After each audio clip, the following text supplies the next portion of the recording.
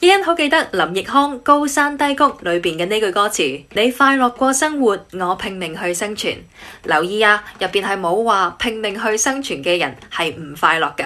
最近身邊有朋友準備要結婚啦，亦都係傳統意義上嫁得好嘅嗰種，年終就講緊要避孕啦。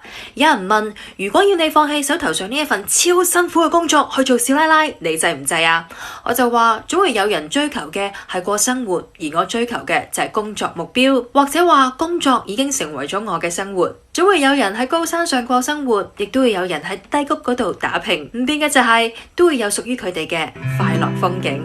你快樂過生活，我拼命去生存。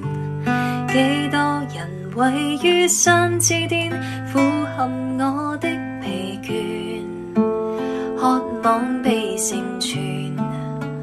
努力做人，誰怕氣喘？